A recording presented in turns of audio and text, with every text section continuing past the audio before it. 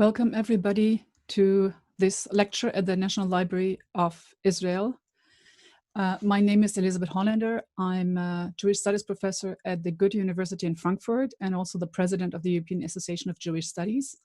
And I'm very grateful to the National Library for allowing me to present here work in progress on a project. So in a way to participate in the ongoing dialogue that happens now on Zoom, a dialogue that should be happening in the rooms of the National Library if we were able to do so. I'm glad that some of you have switched their cameras on. It's almost easier to talk to an audience that one sees.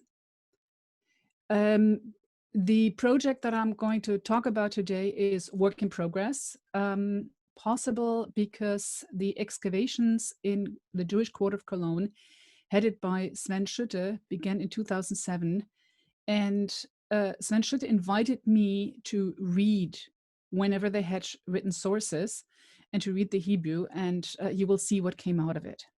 There's some other people I would like to thank also, among them Gary White and Michael Wien of the Archäologische Zone Cologne, Christina Kohnen, who did all these amazing pictures of slates that you will see, and it's a very, very difficult topic to photograph.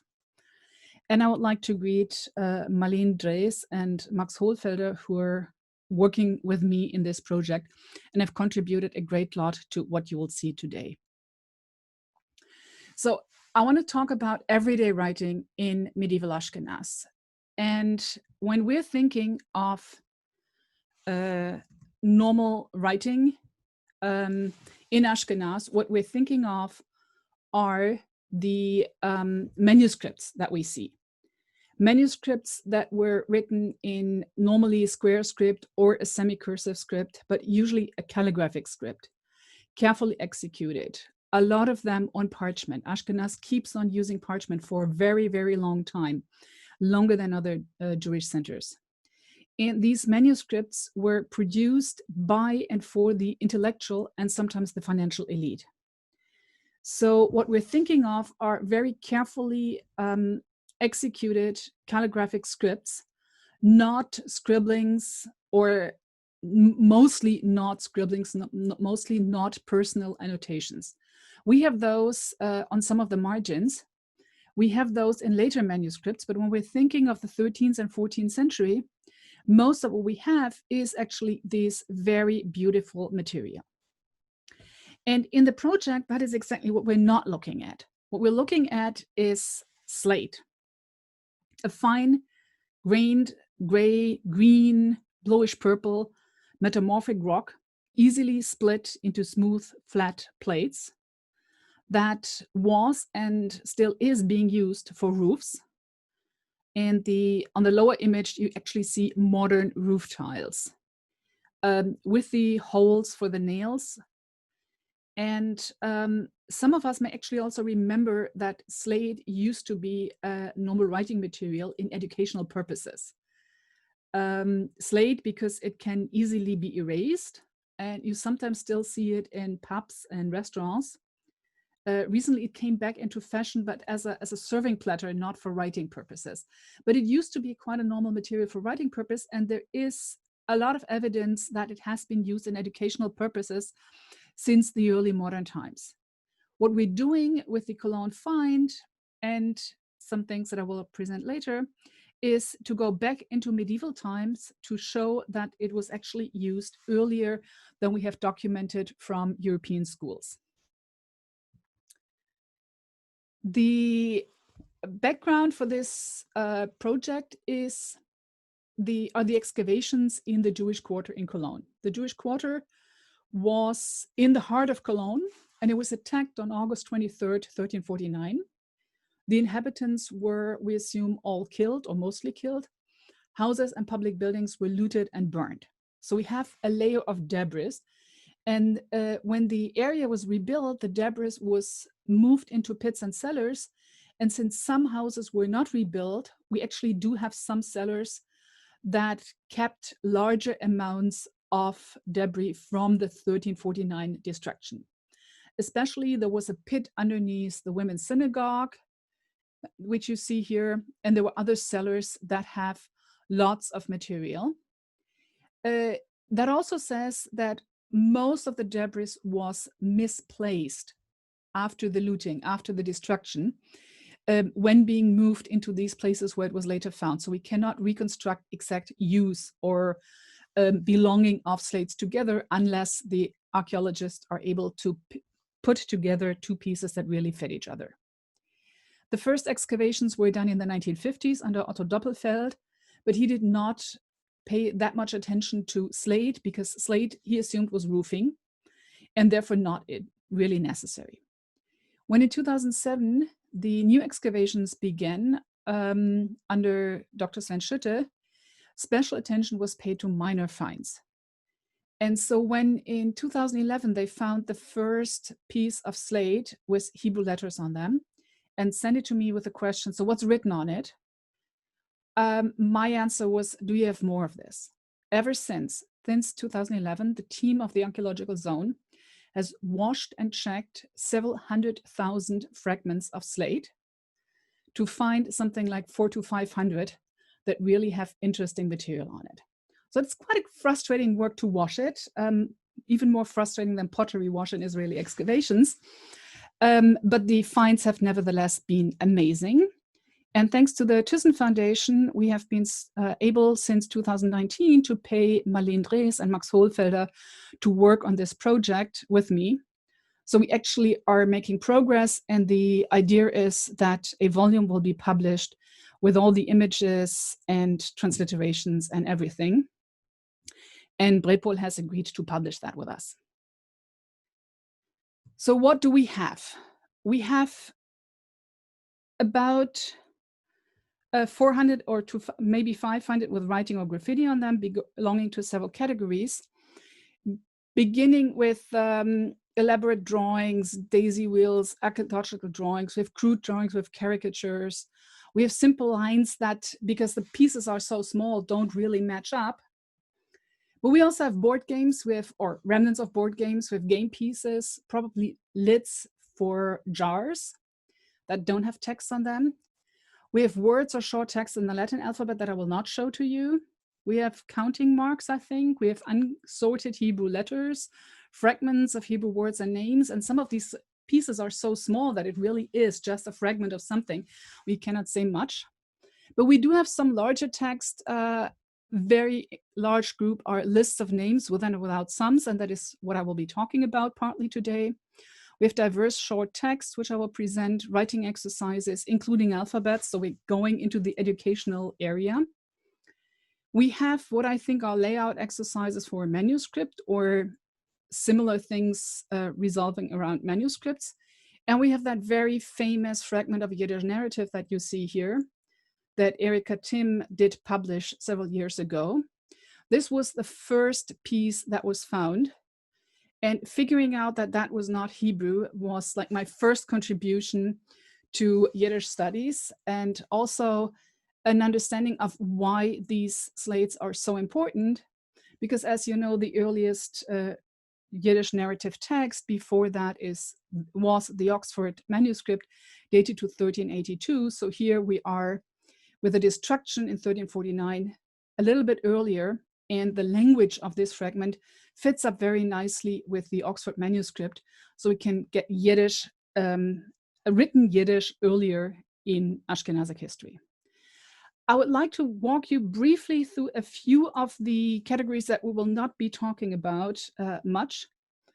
Among them, the elaborate drawings. You see on the left top something that is a horse. Actually, on that slate, there are attempts at 5 different drawings of a horse head. This animal doesn't have a head, but there's several manuscripts actually that have place the heads of lions somewhere in the middle of the back, so it could have been here. But you also see the architectural drawings, the daisy wheel in the middle, here this trifoil. And there's a lot of parallels to those in graffiti in English churches that Matthew Champion is working on. And we hope to see where these actually fit within the European cultural sphere. Some drawings were less artistic, including those that clearly aim at a circle but don't really match one. But this caricature here on the bottom right which is hard to see, is actually with a very artistic line. And that person who's doing that clearly knew what he was doing. In some cases, it is difficult to say what the graffitis actually show and who drew them. Note that there's a less than fully expertly written name, Shmuel, here on top of these animals, which could be anything from dragons to ducks to dogs to whatever. The less than expert writing is, I think, what I would like to focus on. And we find that on a lot of slates that have more than one purpose. So here we have this drawing and the name Shmuel. And here in the next one, which is one of my favorite ones, we get somebody trying to write the word Hamor. It's at least 3 times, probably here a 4 times. And the image drawn here is a hunchback, a face with huge teeth, long ears, obviously the attempt of trying to figure a person as a donkey. And my idea is that this is a teacher.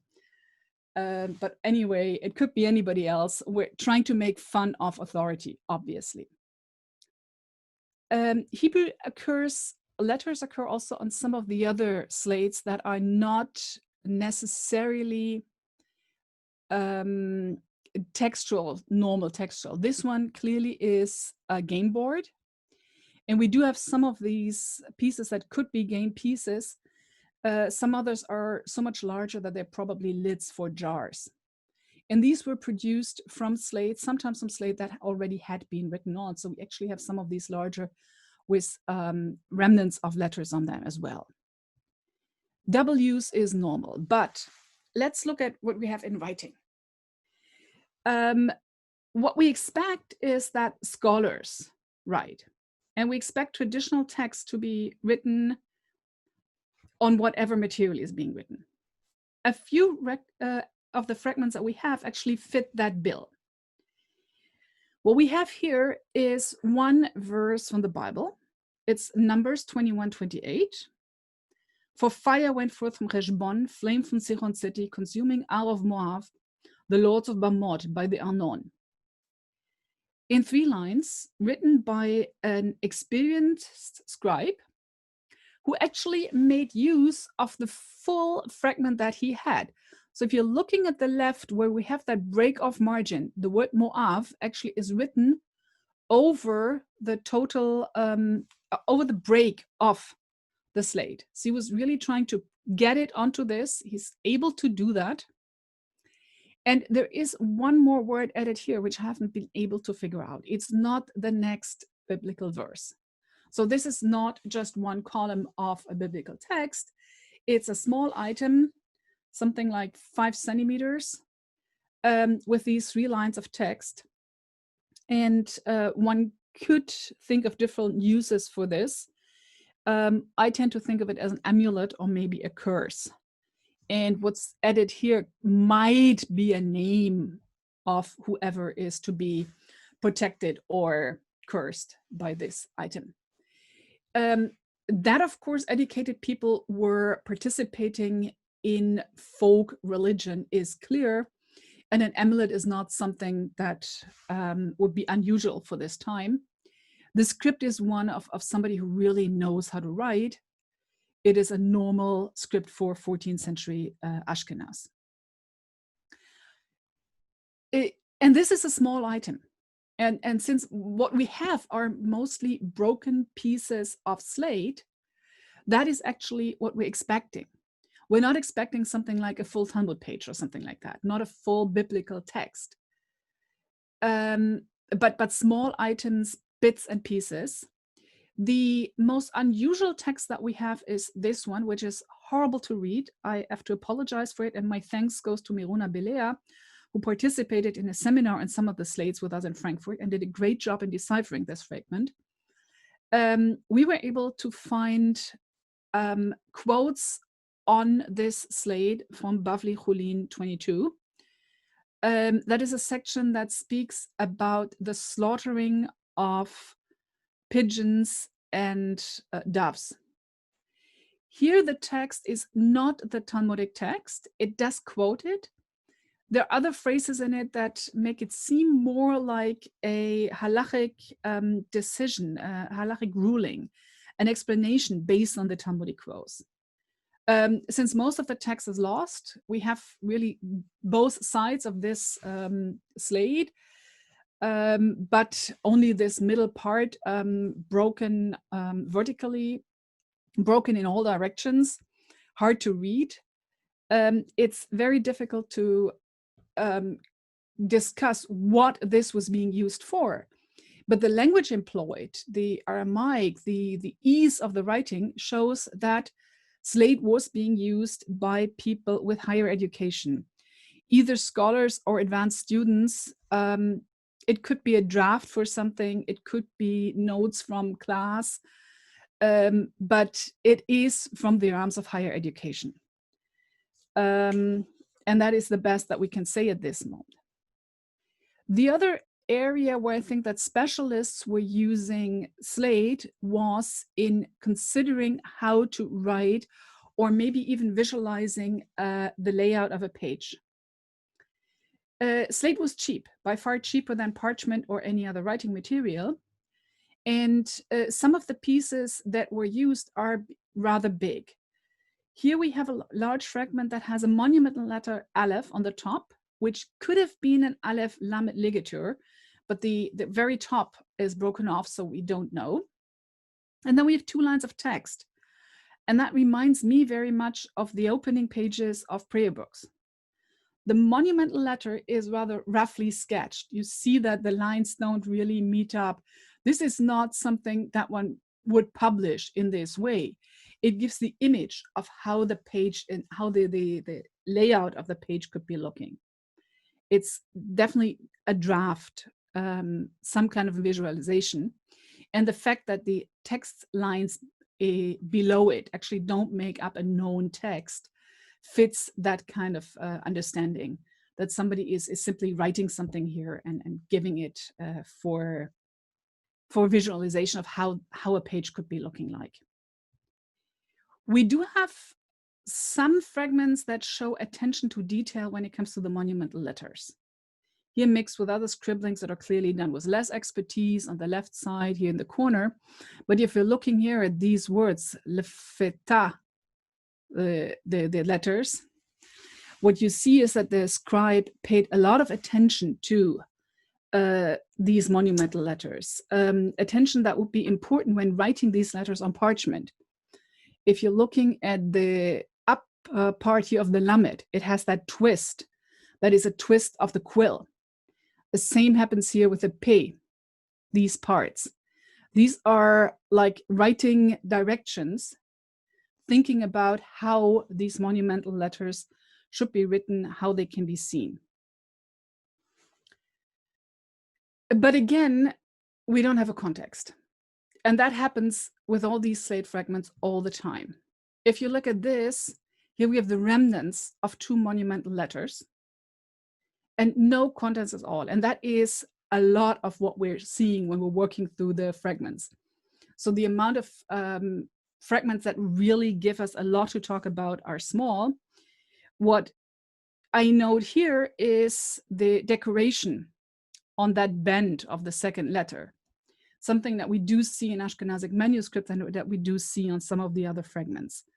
We find it a lot in liturgical manuscripts, and that I think is what preparing might be and thinking about these lettering. Even copying them might be something. It might be noteworthy that the monumental letter that we find most often, and most often in a blotched way and with problems, is the Aleph. Here, the shape of the Aleph doesn't really meet the normal standards, but you see that somebody is trying it. And you see that it comes together with various other elements. This circle that could be a compass exercise, although the inner circle really looks like it's not done by compass, and the letters by another hand. Slate is a reusable manuscript, and it is being used again and again and again. And the same we have here, where the monumental letters are actually don't include an aleph, but once the fragment had been used for the monumental letterings, we get somebody else with maybe less skills, and definitely somebody without a ruler, rewriting and reusing the fragment. So we're almost back out of writing. We're almost back out of the question of education. And let's get back to that with a fragment that has actually writing lines. Ruling is something that we know in manuscripts, but these lines actually look more like the help lines that one needs when figuring out how to build the letters. So I assume that somebody is learning or considering how letters are to be placed, and note that the lower part of this letter is short. If it is a lamed, as that top seems to indicate, then it's very, very short for a lamed in the Ashkenazic script. But it leaves place for whatever diacritic mark is here above this probably resh. So somebody is playing with the lines and is using them to learn how to space letters. We're again in the area of having to learn the expertise to produce a beautiful manuscript. This is not yet everyday writing. We're coming closer to everyday when we see that even the monumental letters are, or the letters attempting to be square letters, are being written by people who have less expertise with them. This probably is the name Yitzchak, and then another letter that, and another element that once was supposed to become the letter Aleph somewhere. And what we do have, and now we're moving, I think, into the area of this education, is alphabets. This is still the attempt to write not only the Aleph, but the first few letters of the alphabet. And we will need to talk to specialists in paleography about the shape of some of these letters. But to the best of my knowledge, all what we have seen in the fragments until now fits into the development of the calligraphic scripts in Ashkenaz. And again, this is a fragment that shows an attempt to write, but following the order of the alphabet. Now, we all probably were taught that reading and writing were two sets of skills that were taught separately in the Middle Ages. We assume that more people knew how to read and that most read calligraphic scripts. Possibly first they read the square script and only then moved on to semicursive or the other scripts. But slate is a cheap material, and it would be the ideal medium to also record writing exercises. So we get into the moment where we actually can see that somebody is learning how to write. But the first thing that they need to do is learning how to read. And the next few fragments that I want to show are from this area of teaching. And in my opinion, they testify to teaching more the skill of writing than the skill of reading. This fragment here serves as an introduction, and the incomplete alphabet written in an almost expert hand, not totally expert, I would say, with the unexpected third lines that begins with the word betula. I know that some of the members of Beyond the Elite are in the audience, so I would like to suggest to read the second word in the last line as a misspelling for the name Tzipora, although there are other options how to read this. It would be great to have a writing exercise by a young woman, but there's, of course, it's hard to prove that. But there is no reason to assume that girls did not learn how to read or write in medieval Ashkenaz. So it is possible. And again, this is a small fragment. We don't have more of the slate. It's only the beginning of the alphabet. The last letters are missing. This is, like so many of the pieces, it's incomplete and throws up more questions than it answers questions. This one was one of the earliest alphabets that was found, and it has continued to puzzle us. Because what we see is an alphabet written in a square script. Somebody who really took the pain to draw the lines that you would have on parchment. That is much harder on slate, and this is more often more work put into it than the one that we saw just before. The second line repeats the alphabet, but it skips the most complicated letter of that line, namely the Gimel. Is that somebody being told to write, like he gets a piece with space on it to rewrite? Or is that simply what we had as school exercise, write 10 lines of this letters and 5 versions of that letters and so on? I'm not really sure. The very expert execution in the first and third line shows that whoever did that did it not only once. That using slate for writing letters as if they were written on parchment was something that was done. So one of the questions that this puts to me is, what kind of writing did people actually learn? If we're thinking that slate is more used for learning how to write than learning how to read, why would everybody need to be able to write a square script in the way that you write it in parchment, instead of learning a more fluent hand that could be used for everyday use? So I have no answer to this piece, and if anybody has a suggestion, we're very interested in your ideas. Here, again, we have a small piece. You see it's only 5 centimeters high. And it's square letters. It may have served to teach reading, but it also may have been a writing exercise in this square letters. The lack of context makes it very hard. Again, we have this these lines in the letters that seem to be decorating or outlining where we have larger parts of the letters. And the lack of expertise in the execution, this line is actually slanting very much in relation to the upper line. So this is not something that's been drawn up by a specialist as the slate to show in class of how the alphabet should be looking like.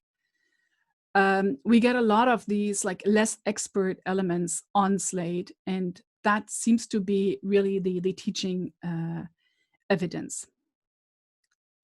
Lines, guiding lines were an important tool for learning how to write, but we don't have them a lot. I showed you the one with the larger letters, but normally what we see are these kind of frames around the writing area in a slate, often the top and the right side, very rarely also on the left side. And what we here have is, again, an alphabet, Aleph, Bet, Gimel, Dalet, Hey. Totally not expertise. The person really is a beginner in writing, but the general shape of the simple letters is visible. He does have a problem with the Aleph, but many beginners in Hebrew have that problem.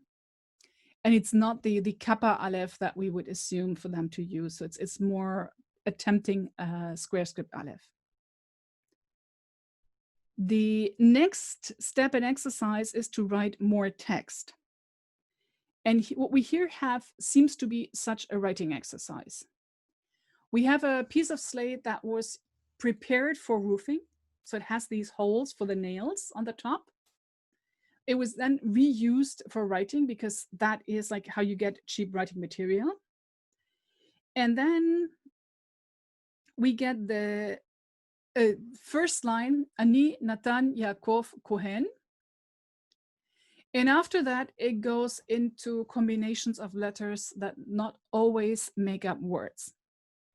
It really looks like somebody got the exercise of exercising the P and some of the other letters. The Mem occurs rather often together with the Samech. We get a few of the Tets. We got some Tzadis and so on. So it's not really a text in any language that I know, but it is a writing exercise by somebody who does need more exercise, especially in the complex letter forms. And we have a similar exercise on this slate, where actually the slate was being turned around and used again after somebody did one of the halves. And again, we have this letters of similar shape here in two directions. And that seems to me to be a technical device by the teacher, a pedagogic device, although it is totally frustrating for the researcher who would like to read real text and only gets like words that are not necessarily words.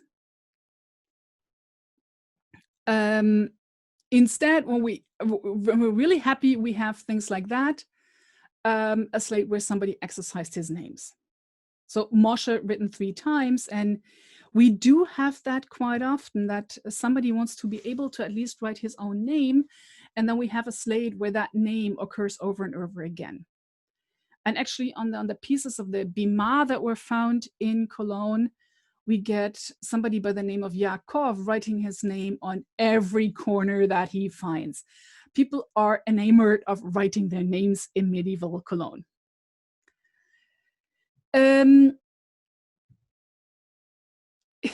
Very shocking was something like this, a rather big slate that has not only the name Yaakov written here by somebody, but also in different types of script, different other words, all over the place. So clearly somebody having the need of writing, Baruch She'amar, and then here in the corner, he actually follows the break of the slate and writes Bereshit. We have words that are associated with things that people should be knowing. So Baruch She'amar is a normal text from the prayers. Bereshit is something that everybody who has like a minuscule Hebrew education should know as a word. We don't have educated, we don't have the need for education for whoever wrote this when it comes to the different types of text that you need. We have somebody who really wants to write, who wants to be able to write, and puts it on this slate without really regard for lines or trying to get a full text. Teaching, although, and the need to write is not yet fully everyday writing, although it leads to it. Using this skill outside the educational framework of scholarship is what makes these Cologne finds so important. We have a substantial number of fragments that belong to administrative and the economic spheres. The examples of counting shown here are not really literacy. You don't need letters for that. Although the use of very complex counting symbols is important. This is more than just a normal tally sheet where you just make lines. We have different types of symbols. And also, though it's too early in our project to speculate about the possible use, we can see that actually counting is a skill that comes with different symbols, and people are making use of them in order to keep tally of whatever. The economic use is, however, much easier with the more than 50 fragments that contain names, often in combination with sums of money. Here, what we're seeing is Hebrew names like Yosef or Meshulam bar Shmuel. And we have comparatively high numbers. Here we have in the third line, Yudalet 14 dinarim. And in the last line, we have what I would like to read as Nun Vav, not as Tet, with 56 skukim. The skuk is the Hebrew term for the mark silver. In the 14th century in Cologne, that would be 254 grams of unminted silver. And those of you who have ever seen the Erfurt Schatz have seen that they have ingots of silver, because unminted silver is a normal way of counting money and using money in medieval Ashkenaz. And 56 marks silver is a lot of money. And I have no idea what these are actually meant for, but we do have a few slates where we can guess at the use of the money. This fragment is structured in a similar way. So we have names. It was written by a different hand. And in addition to the sums that we have here of Chetzkukim, and then we have Tetzkukim down here, and then we have the 53 dinarim. So again, rather high numbers. We find words like kasher or kshirim, but also here on the top, the trefim. And that makes it likely that the slates originates in the environment of dealing with meat or slaughtering. And while scholars of medieval economic history in Cologne have found and collected information on grain prices, prices for kosher meat for comparison are still hard to find. But maybe when we have learned more about this scribe, of which I know that at least another 2 slates exist by that same person, we might be able to find out what he's actually referring to. And we might even be able to identify abbreviations here that seem to identify the role of people or the pieces of meat that were being paid for with these enormous sums. We also have small sums. And this is a piece of maybe one of the most famous slates. I know that Effie Shoham showed the other side of that slate in his presentation a few weeks ago here. It has many names and small sums, and it was found in the area of the medieval bakery. It has therefore been called with the nickname of the bakery slate. And most of the small sums that we see here in this column actually fit household demand for bread in 14th century Cologne. So the association is not totally impossible. We have a very nice arrangement actually on this slate. We get this column of the names, and then we get a separate column with the numbers, and then yet a separate column with the currencies, which here are mainly Heller, and the pay probably is Pfennig. And on this slate, we actually have 2 different hands. So it's clear that that same piece of slate was being used by 2 people with the exact same way of organizing it. So probably for the same purpose, and probably for some kind of bookkeeping, record keeping in household or small sum economy. Be it the slate where you write down how much bread somebody took in a week or in a day, or some other kind of small items. People named here on that slate are usually referred to by their vernacular names, whereas in the other slates that I showed you as names, we actually had these Hebrew names, or more of Hebrew names. So we get, instead of Zipporah, we get here a Porah, and her family name is Kruse or Krause. We get a Suskin, and on the other hand, on the other side of that slate, we have Gottschalk, here we have Guda. So we have a lot of people who are being called by their street names. Unfortunately, fragments like this or slates like this are rare. What we normally have are pieces like that, maybe written by the same hand that was used on the other side of the bakery slate that I just showed you. But here we have less of the structure. We see that somebody is putting in lines, so they're trying to write in a orderly way. And when it comes like to the really, really miserable little pieces, we have things like that. Clearly an organized slate, clearly parts of names, but it's impossible to reconstruct the names, and it's impossible to reconstruct the use. What we can do is, in some of these cases, sort these to the different scribes and see how many different pieces by a scribe actually still exist. The organization of the names and the sums on the slate differs from hand to hand. And that is also one of the other ways of seeing that we have more than one hand. This person here tried to have the same type of like lines, immediately followed then by the sum and the currency. Apparently a separate, a second column of names here, but that the slate was not big enough, and names and currencies were entered here in the other direction. Hard to read, but a way of organizing that identifies a separate person. And with at least one person whom I love for the tidiness of his bookkeeping, really creating different columns for the names and then for the currency and the sum and the currency, although the lines that separate these columns are not really tidy. The piece still has to be cleaned up, and we hope to be able to read all of these names. And again, a lot of the names are in vernacular.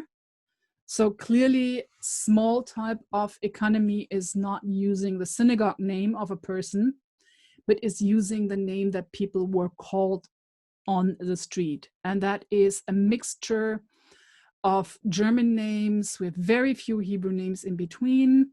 We have some French names or Romanized names like Vives. We have a Bella Luna.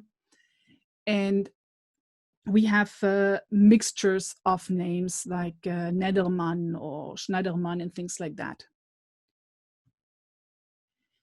The number of different hands in these fragments shows that there were many people in 14th century Cologne who were keeping records of whatever thing they were doing and interaction they had with other people.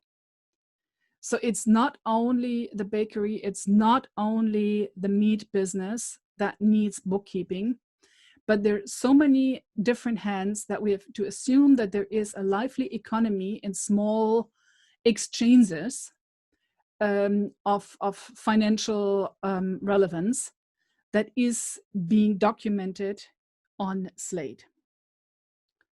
And here we see that there's probably like two different people again using the same slate.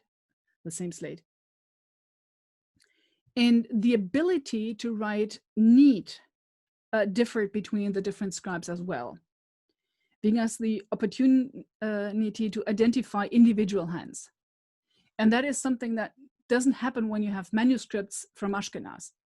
I know that the people who are working on the Genizah can identify their scribes, but in most of Ashkenaz, unless scribes do identify themselves, it's very hard to see them, and we don't get their off-the-record writing. This is off-the-record writing. This is somebody who's writing for his own purpose, and his handwriting is not really beautiful, but it serves his purpose for himself, and we're in the lucky situation to actually to be able to see how many different people and were writing and how different their writing skills were, even though they used it like just for themselves. And what we have is basically the waste paper bin of the 14th century. In addition to names that come with sums, we also seem to have lists without sums, indicating another type of interaction. And here I'm not actually sure what it is. It looks like some of the names were crossed out, but the crossing out here is so uneven that it also could be simply the scraping from when the files and the slates were in the debris and were moved with other stones and so on. So not every line that we see has to be a intentional line by somebody. But we do have interaction where it's very, very clear that names were crossed out by the person who wrote them. This slate is, I'm showing you only 1/4. We have more than 40 names on one side of it. all in more or less neat lines, but using the full space of a very unformed slate. Many are crossed out. Mostly, again, are vernacular forms. And this slate has, in addition to Lippmann and names like that, at least 4 people who are called Kopjen, which seems to be the abbreviation for Yakov. And we still have that in Cologne. And you're seeing here at the bottom, the only one who's actually called Yakov. Everybody else is Kopjen when they're the Yakov. And before ending, I would like to show you the backside of this slide as well, which in the bottom contains a list with sums that I'm not showing you. But look at the bottom left line here, which reads, Yuta chayav li bed gdolim. Yuta owes me to Grossi. Yuta, of course, is a female name. Grossi, or in German Turnusen, are the most prominent coins in the Cologne treasure that is associated also with the 1349 attack on the Jewish quarter. In the use of Hebrew in a seemingly private note is interesting. And then the upper part seems to be again connected to meat. I'm seeing the word keves, I'm seeing the word bakar, I'm seeing numbers or letters that could be numbers, and I'm seeing the word kvo, which might be something related to a quarter of a slaughtered animal, but if anybody has a better idea of what it could be, I'm open for suggestion. Let me give you very two brief examples of what everyday writing can go beyond academic use. We have a second Yiddish fragment, very short. It cannot be associated clearly with one genre. It seems to be a short note given the empty bottom of the fragment. It's unlikely that is a letter because you don't send letters on slate. But it has to be some kind of documentation written in the vernacular. And while this last fragment is very small, it has only these few words that you're seeing. It's possibly the end of lines, but they're placed in the middle of very much empty space, leaving room for speculation of who wrote these beautiful letters, words that associate a liturgical context, but none that I can so far imagine as a real use. So we're having a lot of questions about some of these fragments because the lack of context and the fragmentary nature it really raises more questions than it offers answers. What I have presented to you is work in progress. So it is impossible to conclude with an abstract statement about the use of writing on slate in medieval Ashkenaz. And of course, we only have the Cologne finds. But what I can do at this point is to put our finds into a completely different perspective, that of non-Jewish Europe. This map is not at all complete. It shows only the results of Max Hohlfelder's first bibliographic research about non-Hebrew graffiti and text on medieval and some early modern slate fragments. Since most publications aim at local audiences, they're in the various European languages. So we hope to soon add Polish and Czech to our survey, in addition to more Spanish and probably more Italian.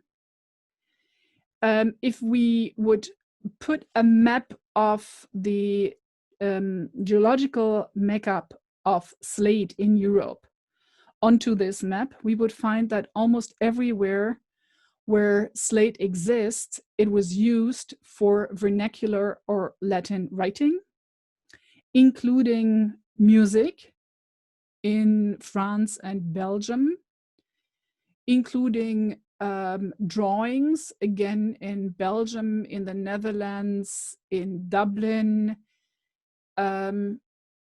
including letter writing.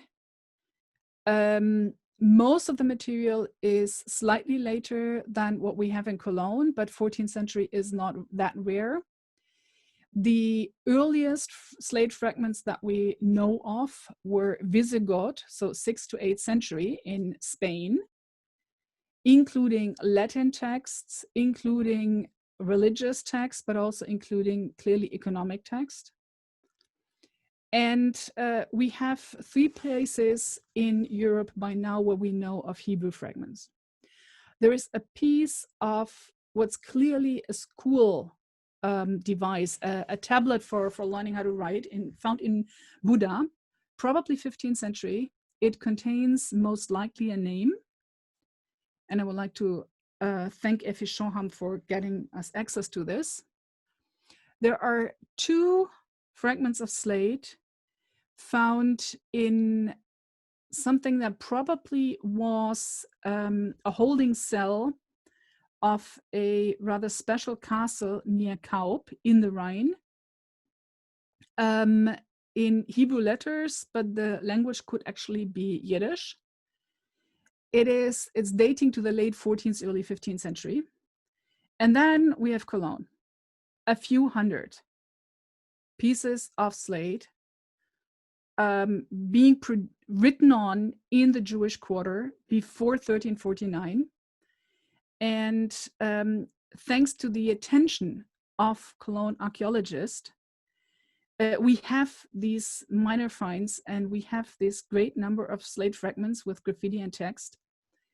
And we have this treasure that will continue to occupy us for quite some time. Thank you very much for your attention. Thank you very much. I have an observation. In the beginning, you showed letters scribed with lines where there was a thicker part of the letter. It seems like they are all in the direction where a quill pen would have to be in order to write them. So Yes. It seems like that's okay. There are a few questions from the listeners. What kind of tools were used to inscribe the text? Their most likely tool seems to be a metal device. It is possible, like in later times, in early modern and modern time, there were slate pencils, but it seems that here we are talking about metal pencils. Although I'm not sure that anything has been found that can be definitely said to be one of the writing implements for these things. The staff at Mikva, the future Jewish museum in Cologne, has made experiments with different writing tools, and they found that long nails actually work pretty well. That was a question by Ilona. Ephraim says, Shalom, Elizabeth. Can you talk about percentages? What percentage of the slates are in each category? Like I said, we have we're still waiting for a few pieces that have been recently found, so I don't have exact numbers. The largest category that I would think of currently is mixed items where we have a few letters and then some lines and vague context. That would be probably 15%. We have more than 10% of name lists or fragments of name lists, but these are sometimes very small. We have a substantial number of these architectural drawings, compass drawings, and so on. And then we have that very frustrating category of just lines, which is at least 5 to 7%. And with the others, it's hard to say. Like we have this one very, very beautiful Yiddish text, plus that one more fragment that makes it so important, although it is a minuscule percentage of what we have.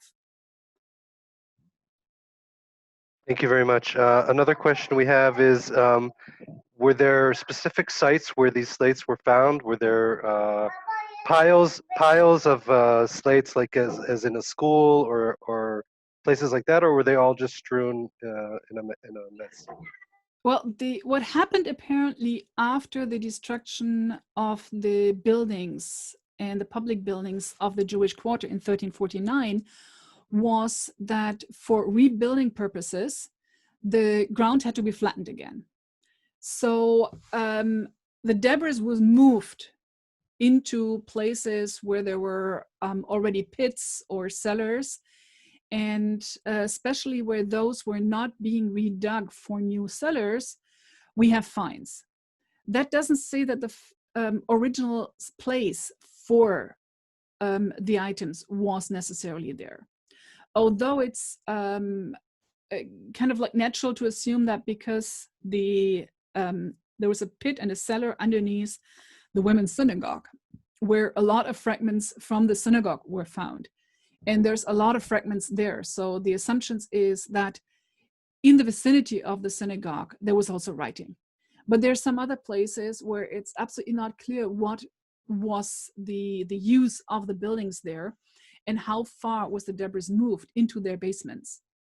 So it's still hard, and we do want to draw up a map of finds in relation to like where they are, and see if there's a way of at least like seeing that groups of fragments from the same hand were found in the same place. That would allow us some ideas. But since because of the moving of the material, we cannot really create an association between a piece and the location where it was found and its use. Thank you. There is one last question. I think you partially already answered it, but I'm not sure. Some of these slates, it's by, sorry, Isabel. She says, good evening. Some of these slates have signs of use as cover material. Is this a general situation? Can we know if the use precedes or succeeds the use as writing material? I think what we see as, or what you see as signs of use as cover material, the holes, are not necessarily an indication that the slates were used on roofs, but rather that they were prepared for use on roof. There is a whole industry of the Leyendecker, the people who are preparing slate for roofing. And it's quite possible that their wares were also traded or reused or used by people who are writing. The marks on the slates that we have then afterwards, all these scratches and so on, are clearly from the debris. So it's not likely that a written slate was ever then used on a roof. We would not be able to read anything if they were exposed more to the elements. And so if there is a reuse, it would be that a broken slate from a roof would be used for writing material, probably an educational purpose or for scribbling by somebody who simply wanted a flat surface to write on. Thank you very, very much. That was fascinating. I hope everybody enjoyed it. I'm sure they did. There's a lot of compliments in the chat. Thank you, Elisabeth, from New Rochelle. Thank you.